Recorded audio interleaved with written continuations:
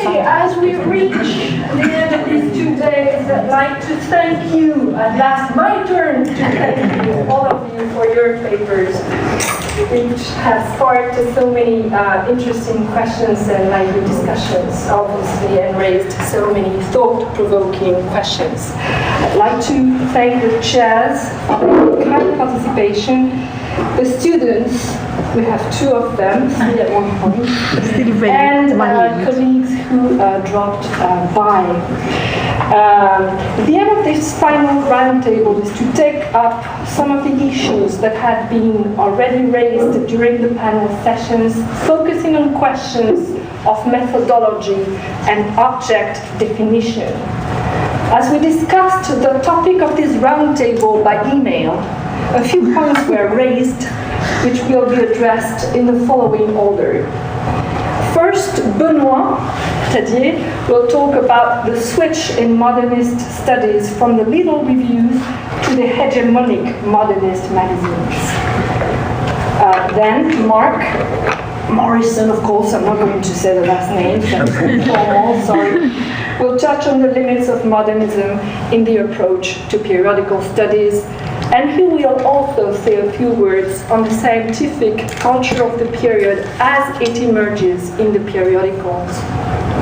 Our third speaker, Evanghelia, will share her thoughts on interdisciplinary and intergeneric perspectives as inspired by the 7th European Society for Periodical Research Conference she directed last June in Paris. I was there, it was fantastic. Next, Faye will make 3 brief points about the magazine as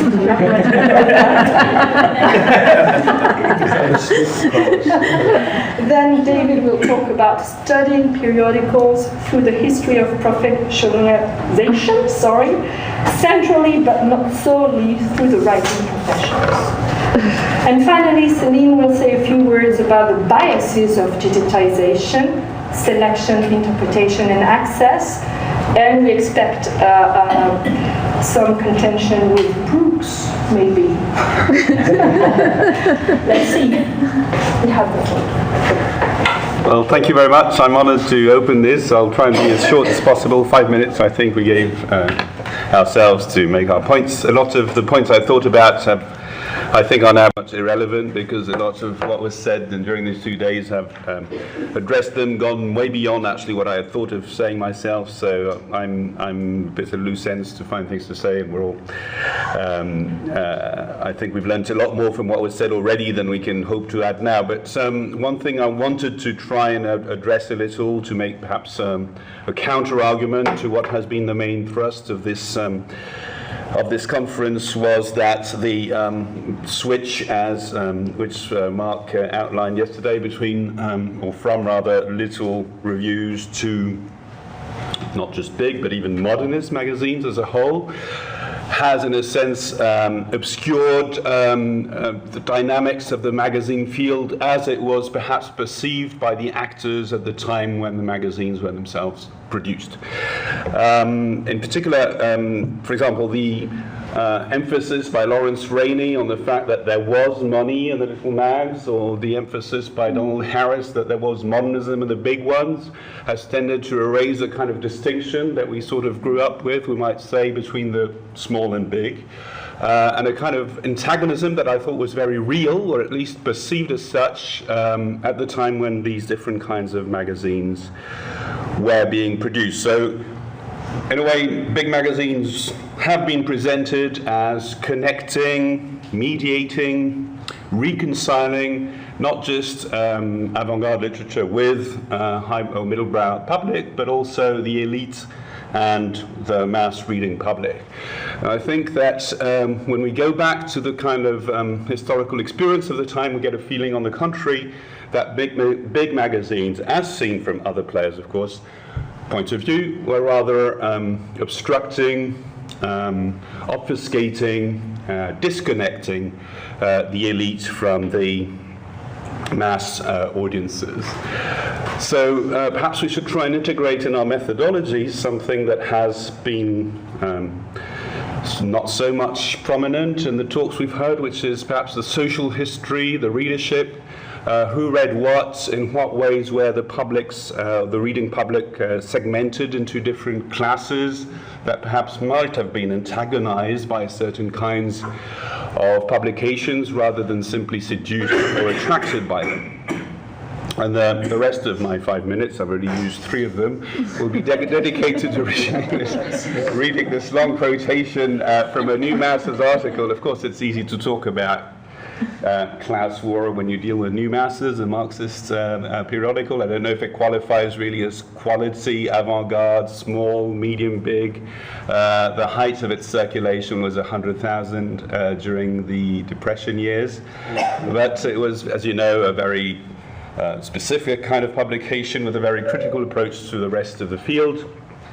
And this is an interesting comment or a review of the only actually autobiography ever published by a pulp magazine editor, Howard Hersey, called Pulpwood Editor, which is itself a very interesting book.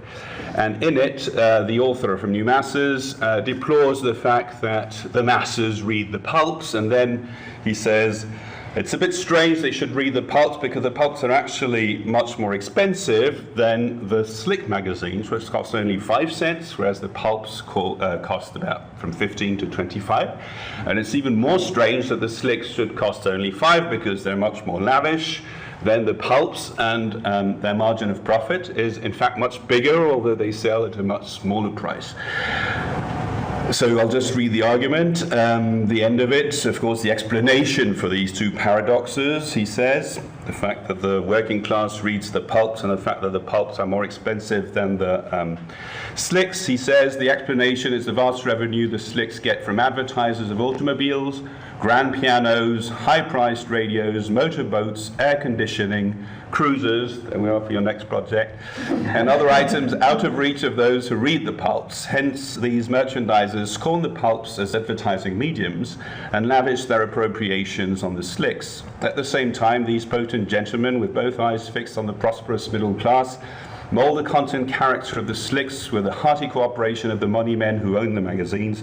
The result is that the language the slicks speak, the things they say, the values they set up, the middle-class equipment required for the full enjoyment of their stories, leave the people of low income cold and drive them to the pulps for reading matter. This is just one example of the kind of antagonism we can feel between different kinds of not just publics but also magazines. And I think this kind of dynamic interaction and let's say the shaping of the whole field as a kind of agonistic field between different kinds of publications, mainly the pulps, the slicks, and the little reviews, and within, of course, the slicks we have the quality and the big slicks, etc.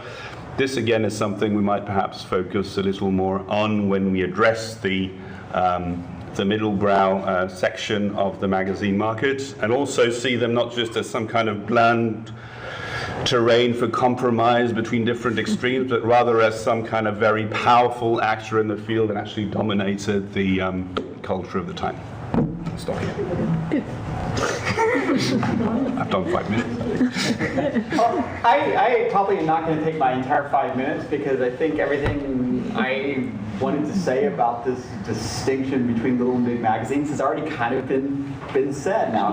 But I think what I would do is put in a plug for just being precise about what you're arguing and what your objects are when you're looking at them. Because to me, the biggest flaw of the kind of early period of little magazine research equaling research on modernism period was that it just basically took for granted that there were little magazines and then there was everything else, which was such a just broad distinction that it left it impossible to say anything about how little magazines actually function in the broader periodicals market, and everything everybody's been doing in this symposium is exactly the opposite of that, of actually looking very carefully at their objects and making distinctions between slicks and pulps, and these are all commercial, but they're not the same thing. And what I'm hoping is that the electronic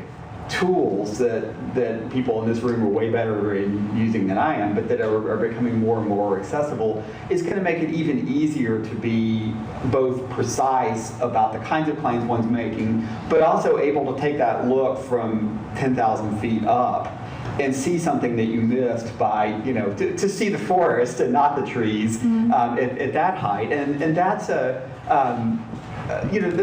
issue of the kind of data mining and topic modeling and all that, that's not the question. That's not, our inquiry starts with that. These are tools that show us new things to ask humanistic questions about, and I think I think the people in this room are doing a very good job of making this point that these are tools that we can play around with that will generate new questions, but we as scholars are still asking questions about our discipline. We haven't become statisticians or sociologists. We're still actually in a squarely humanistic field. I think is important to make that distinction. And the other thing I'd throw into the mix, if this is just something I'm beginning to think about a little bit more, the other hat I wear as a scholar sometimes is a scholar of science studies in the humanities, and there's an awful lot of very interesting work waiting to be done about how much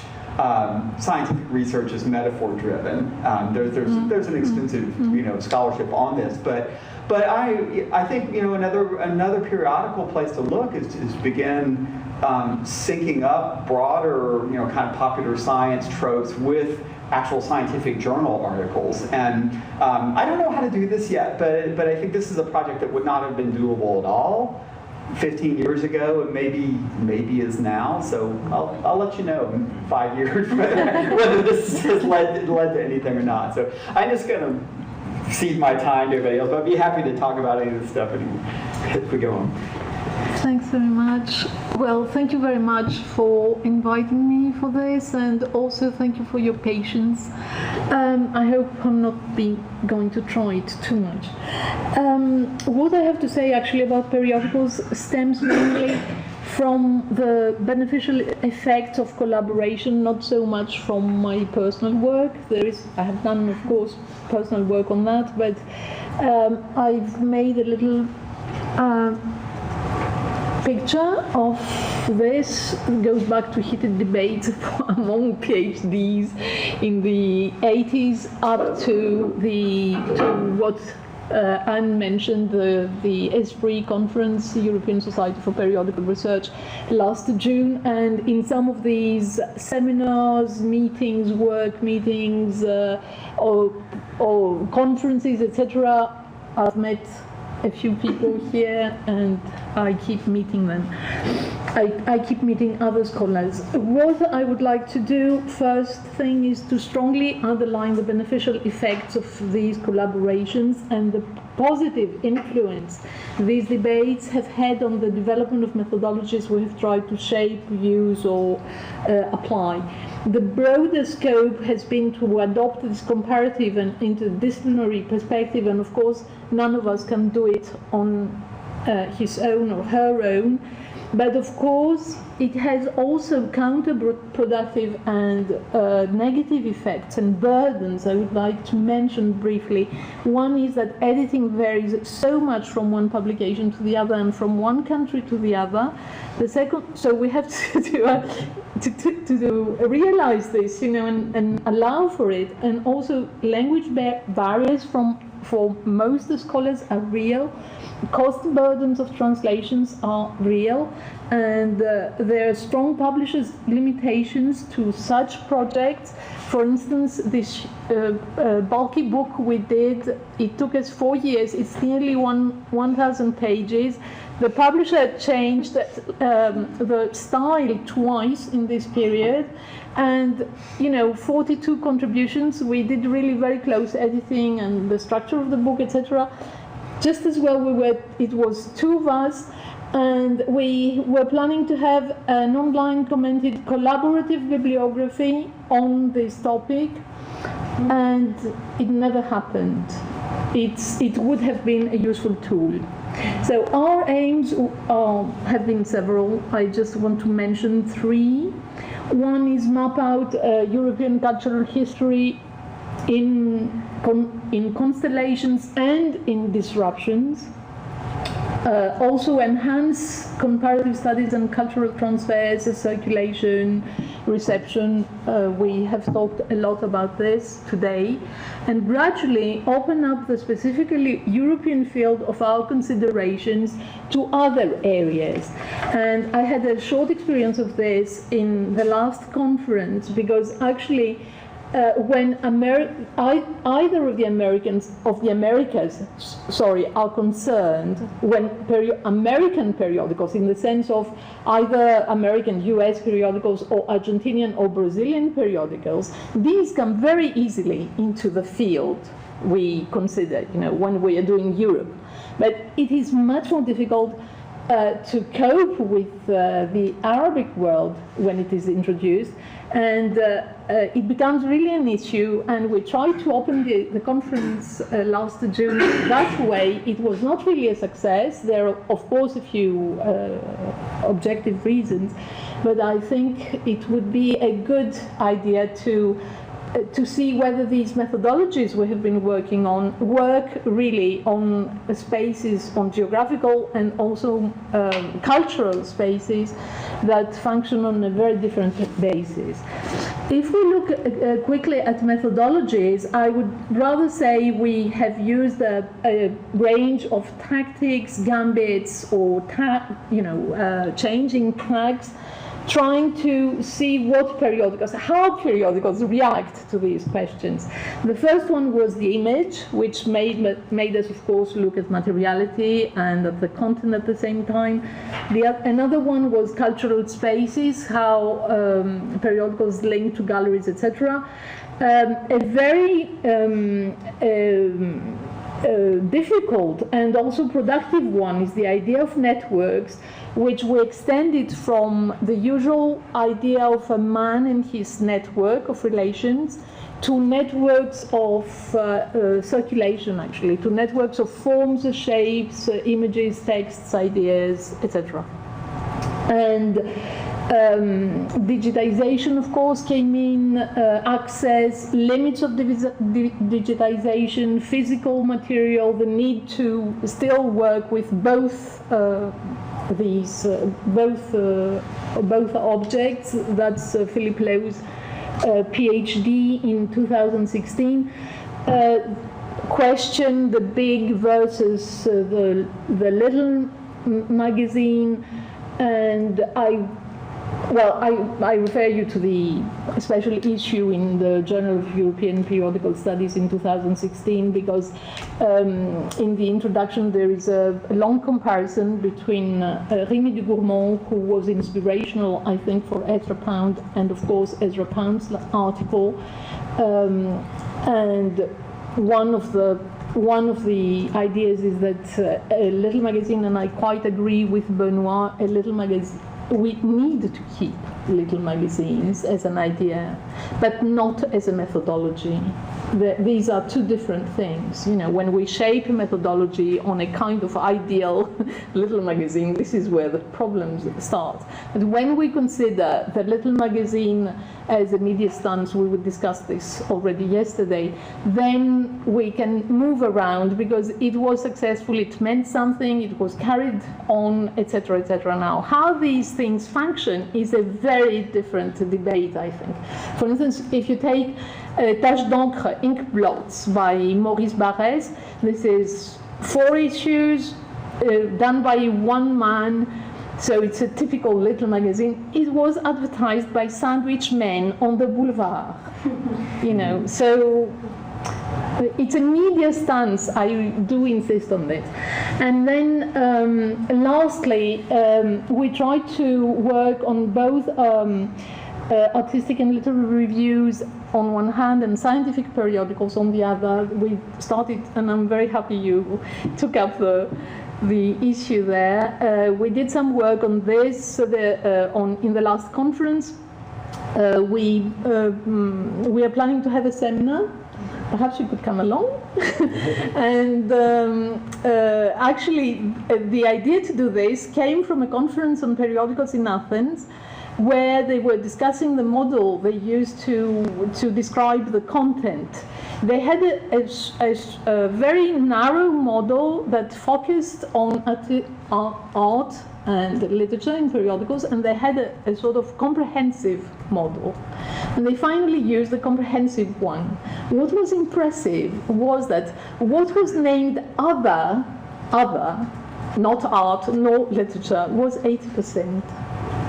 So it was very, it sort of bowled you over, because you thought, what am I doing here? Are these things that have been named art and literature reviews, are they really art and literature reviews? So these are some of the questions.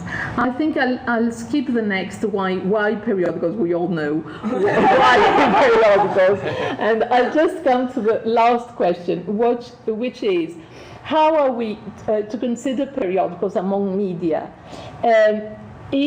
Are periodicals a field per se? Are they a discipline?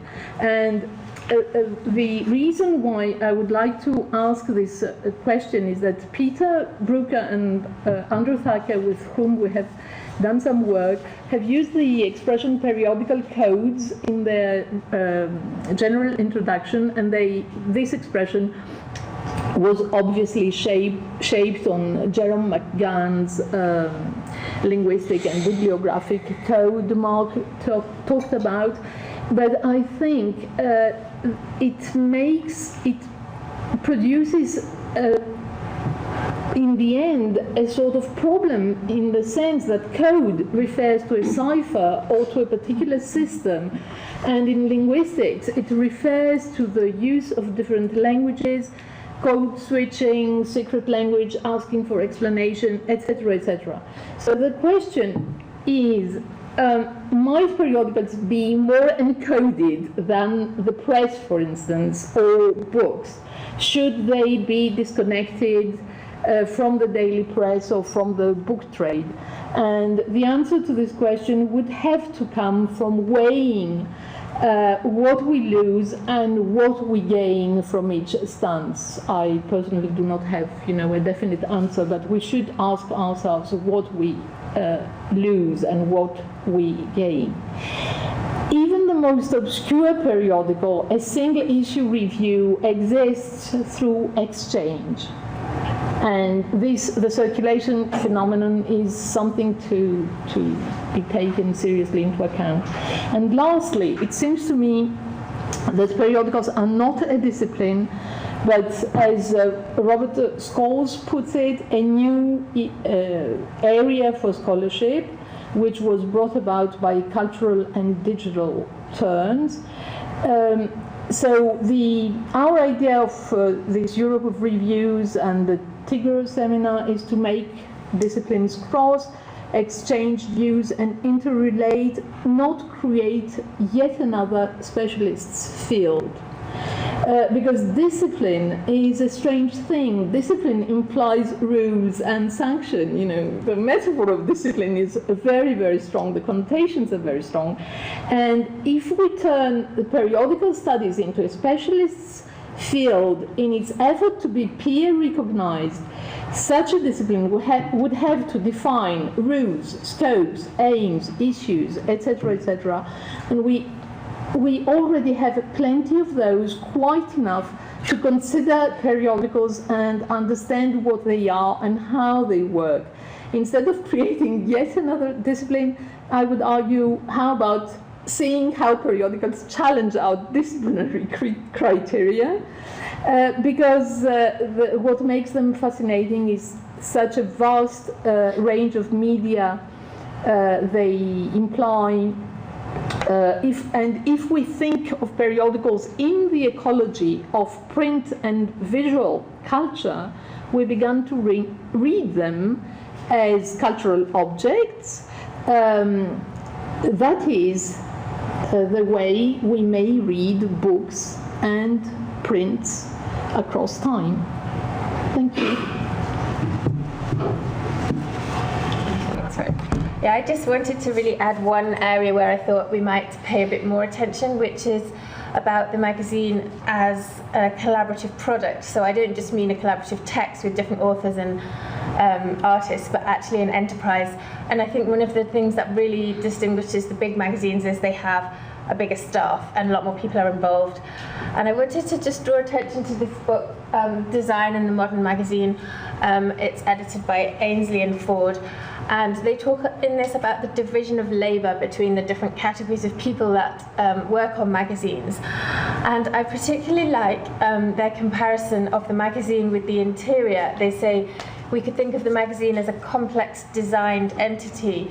And they think about the types of questions we might start asking if we think about it in relation to the interior. They also use that much better known comparison with the department store. And I also looked at a book called Magazine Design by William Owen, which is from 1991. And he talks about all the different roles that started to develop as magazine labour got more specialised. So, you know, instead of a one-man or one-woman periodical that you might get at the early stages of any kind of print culture in a particular place, you know, the more developed it gets, the more people become involved in each magazine. And he said that the first magazine which had the role of art director was the Yellow Book. And it was Aubrey Beardsley. But as usual, he's ignoring the big magazines. Actually, Vogue had an art director from its very first issue, and that was 2 years earlier than the first issue of the Yellow Book. So, yeah, this was the beginning of American Vogue, and you see that there's Mr. Henry W. McVicker as art director. So there's 3 people working on this magazine. And then look, there are now, by 1924, somewhat more people listed on the masthead as members of staff. And then today, of course, you can't even see. And the left-hand side is the editorial staff, and the right-hand side is the staff that's directed by the publisher and chief revenue officer. And I was thinking about that stark separation between the editorial and the economic side, which is really not reflected at all in the content of Vogue today, where it's really hard to distinguish between editorial content and advertisement, and a lot of the text is actually about the products that are also advertised in the pages. So yeah, my main point is I think we maybe could think more about the people who work behind the scenes and how they're actually affecting what we now read as historical magazines. So moving a little bit away from the focus on the editor. And the second point is really the importance of the designer in particular. And I've just got this other slide to just suggest design as a communicative act. So we can all pick out the New Yorker as the magazine with the most consistent design over the years, because they keep reprising that cover that is now getting a bit boring, isn't it? And every time it's the anniversary of their founding, there's that cover again. Whereas some of the other magazines I've worked on, you can look at the covers and you can see like a drastic change has happened. This magazine started off as an intellectual feminist magazine, and it ended up as a really mainstream conservative women's magazine. They still liked blue, but in all other respects it was totally different. So I think maybe we still haven't got quite enough going on with the design is communicative in some of the magazines, although there is some fantastic examples of scholarship on that I've seen recently. So just lastly, there was a conference in Nottingham a few weeks ago that I didn't get to, but I think it's an example of a new attention to those material aspects. It was called Content Stinks, the Form, Material and Institutions of American Periodicals. I don't know if anyone went to it, but I really wished I could. But I couldn't go to that and this and miss my teaching, which is on Fridays, 2 weeks out of 3. So I didn't go. And the other thing I found, which I think leads into what David might be going to say, is this book, Tim Lanzendorfer, The Professionalisation of the American Magazine, Periodicals, Biography and Nationalism. And he's talking about the early republic in the US, so he's talking about a different period. But I think we can take some models from periodical scholarship in 18th century, 19th century, and kind of bring those to bear on this increasing emphasis that we might be putting on the professional labour that goes into magazines. So I also wanted to point to that book where Lanzendorfer talks about the relationship between ideology and the profit motive in 18th century periodicals, and this is actually also really useful to some of the conversations that we've been having. So that's all. Thank you. Just about introducing a brand new topic that had nothing to do with anyone else's paper at this late stage of the conference, but Faye has just absolved me of the need to feel embarrassed. Let me explain a little the idea of this topic, because I thought people would have lots to say about modernism, modernity, big and little and so on, so I thought I'd go for something quite different. I was invited a year or so back to join a project on the history of professionalisation in Australia with a particular brief to write about the writing profession. So it arose quite separately from the work I've done on periodicals, but obviously intersects. The key point, I think, is the key point for modern forms of professionalisation. The key period is the key period for the modern history of periodicals. And to put it in a very simple formula, I think that mix of increased opportunities, increased competition amongst writers produces, in a sense, the desire, the need, perhaps the inevitability for forms of professional association. It creates a market in a new way. I mean, clearly the market for print is much older, but in a sense, I think what we get in a new way is a market not just for writing, but a market for writers. The magazines are in an interesting position there. And the new forms of professional association, new definitions of professional interest, which all happens in quite a compressed period of time. We can point to historical antecedents, but in the space of 2 or 3 decades, we go from almost none of these associations to the spread of them across the associations. One of the things I like is that one of the paradoxical, perhaps, though logical also, outcomes of this increasing sense of writing as a trade or profession open to all, and that phrase is used quite a lot. Of course, the distinction between trade and profession becomes a really disputed dividing line.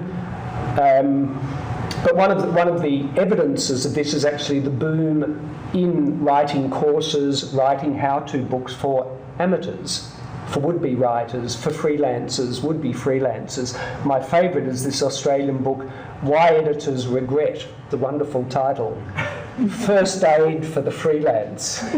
So it's a kind of book, what to do after you've been rejected 30 times.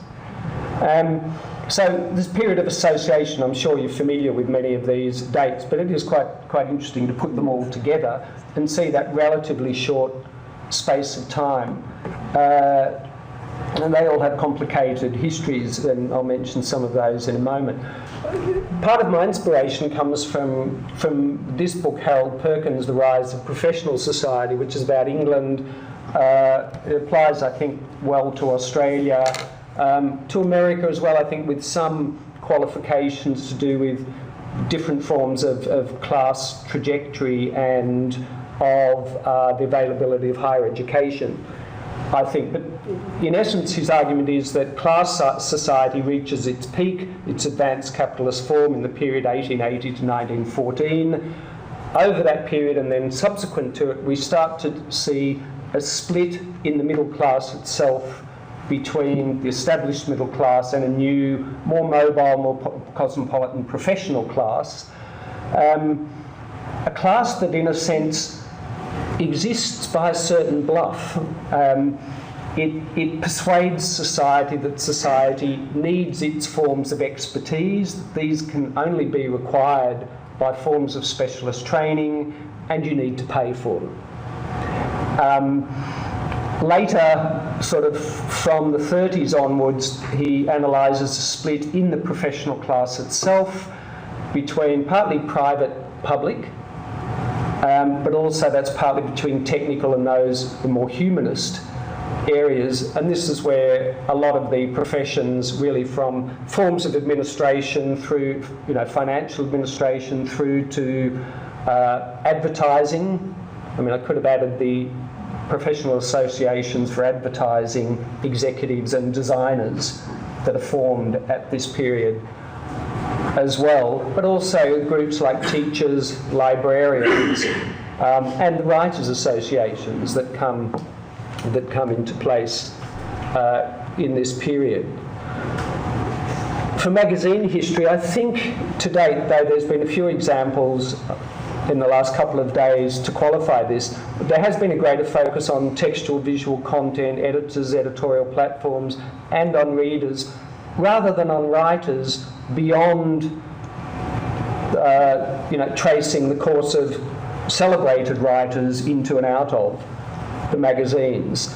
And what I'm interested in, though I haven't really thought about how to research this in any serious way, is that very large population of writers who wrote for the magazines, who we don't know because of their novels or their other works. But this period, certainly the Australian case, and from what I've picked up elsewhere, this period from 1890s through to late 20s, early 30s was really a peak period for freelance writing in the magazines. It starts to decline as some of the newspaper and magazine empires start to be built. They're more interested in having people on staff rather than freelancers, so the freelance market starts to contract. But those questions, what kinds of writing careers were possible, what kinds of writing lives were lived in the magazines, and how is that amateur-professional boundary operationalised or institutionalised? One of the things, certainly in the Australian examples I looked at, was enormous difficulty in defining who should belong to the professional writers' associations. On the one end, how much publication did a freelancer need before they stopped being an amateur? On the other side, did literary authors qualify? Did poets qualify as professional authors? Did academics qualify for these writing associations? There were ongoing debates over these issues. Journalists had another version of this. They didn't want to be thought of as just a trade, so they distinguished themselves from the trade unions, partly I think because they worked in a very unionised industry, with the printing unions being one of the earliest.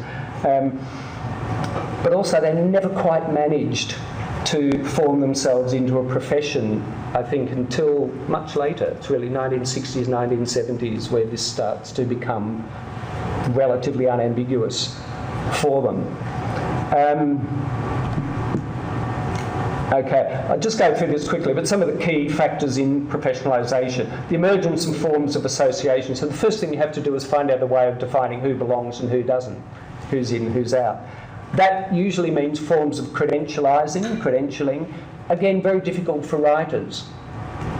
It'd be interesting to think about the relatively recent boom in PhDs, masters in creative writing, to see if we're trying to solve this problem, but I don't think it quite works that way. Even for journalism, university courses in journalism have a very, very uneven history. Many of them launched in the 20s, didn't survive into the 30s. The journalists didn't recognise them as credentialing. But excluding amateurs was important. Defining forms of specialisation and expertise, not just as technical accomplishments, but as forms of social distinction. Defining forms of protection, privileges and rights and rewards, though for the professions it was often vulgar to talk about money. That's what unions did. And all of the above combined for the purposes of building reputation, standing, social status, etc., for the profession as profession, rather than just for the individual. And the whole range of ambiguities, and I think not just for individuals, but structural ambivalence, institutional ambivalence for the writing professions around each of these criteria, which I think can be mapped on to different forms of magazines. So these questions become urgent questions in different ways for different forms of magazines. And the kind of segmentation of the magazine market in interesting ways, I think, maps this history of professionalisation. So try and sum up that. The emergence of new forms of writing careers along other emerging professions, illustrators, photographers, advertising, design, the rise and fall of the freelancer, the segmentation of the magazine world, in part according to the professional status of writers. So is that a concern for the little magazine or not? You know, where does Pound fit in all of this? A move away from earlier forms of amateur literary societies and writers' groups to professional associations. The emergence of the critic, I think, is a really interesting aspect here. Obviously, there's a long history of critics, but when do people start thinking of the critic as a profession? And through all of that, as I mentioned, the structural ambivalence of writing as a profession expressed within magazines themselves, often across different sections, I think, within a magazine itself. So the book reviews editor was often a different kind of figure than other contributors to the magazine. Thanks. Okay, so I'll try to be very brief. So I'm going to talk about some of the biases of digitization. My point being that while digitization is a very helpful tool contributing to the development of research on periodicals, it also creates constraints, reveals political choices, and tends to strengthen economic inequalities. I'm sorry to add that much of what I'm going to say is actually based on other people's work, in particular published in the Journal for Modern Periodical Studies, where you have lots of debates going on, very interesting debates going on periodical studies. So digitization has made thousands and thousands of pages once inaccessible, available for consultation and research. So much so that it seems more than ever necessary to take into account the biases on which the digitization of periodicals relies. Many outside factors determine our research on digitized periodicals, and I'm just going to say a few words maybe about access. First, trying to distinguish between two types of access: what is available to each of us individually and what is available at large. So first, what is available to each of us? As Ryan Cordell and others have mentioned, access to digital periodical archives is unevenly distributed, with the largest collections sold by commercial providers beyond the means of smaller institutions and independent scholars. So I liked the beyond the means of smaller institutions, because even in bigger institutions, we sometimes do not have the money for those subscriptions. I'm thinking about ProQuest in particular, which is a leader on the market of databases for digitized American periodicals, and it has very different prices, in particular for the US and for other countries. Subscriptions can be very expensive, and on the other hand, we know that the budget of national institutions, such as the National Library in France, is going down, just like, sadly, their willingness to keep investing in strictly academic products. So the result is that it is sometimes, well, in fact, oftentimes, very difficult to do research on periodicals, or to do research, in fact. Now, a second way of understanding access is what is available in general, and this is also an issue for several reasons. First, because the periodicals we study today are mostly the periodicals which have been digitized, so we're dependent on selections that have been made for us, that have been made first by big companies such as ProQuest, which raises once more economic issues, but also political ones, as we are dependent on their choices, and they are big companies. Second, we can be also dependent on what is available in public collections, which looks better, but not all. We don't all have access to those public collections. For example, the ones that are held by public libraries. For example, in France, We don't necessarily have access to American periodicals. And also, as Cordell remarks, I quote, public digital collections include far fewer publications from immigrant and minority communities than from middle and upper class white communities, fewer even than digital archives offered by commercial publishers such as Gale, Redax, and EBSCO. And the third point we can also make is that while we have very interesting, helpful resources such as the MJP, an incredible resource for all of us, even in that case, we're going to meet a problem since, as we alluded to that question recently, we have copyright restrictions, which are very important. And this sentence in Scholes and Wolfman's introduction to modernism in the magazines, which I really like because of its sarcastic tone, they say, for the time being then, we must make a virtue of necessity and recognize 1922 as an important landmark in modernism, which also happens to be the last year for which all published texts are out of copyright in the United States. Another question, whatever the origin of our digitized periodicals might be, is that of their materiality, as we discussed yesterday. Obviously, we don't have access to the object, which cuts us from a certain number of its characteristics, such as texture, as we said. But it also means that we don't have the same relationship to the reading of that periodical, as Mark was saying yesterday. Digitization tends to cut us from the serendipitous type of research page turning allows. And while data-driven discovery, as you were saying, is helpful, it still presents a minefield of problems without a basic familiarity with the language and terms of reference in a given historical cultural context, as Maria Di Senso remarks. And even if we do have that knowledge, we're still confronted to the practical question of the quality of such tools, which greatly varies from one digital archive to the next, as Latham and Scholes showed. So on the whole, my point is that digitization reveals a certain number of issues we need to be aware of, especially the ones concerning our research environment, which is not always getting easier or more democratic. And obviously, this has to do with political choices. So maybe there's some possibility of action, I don't know. And my second point is that digitization creates some filters between the object and us.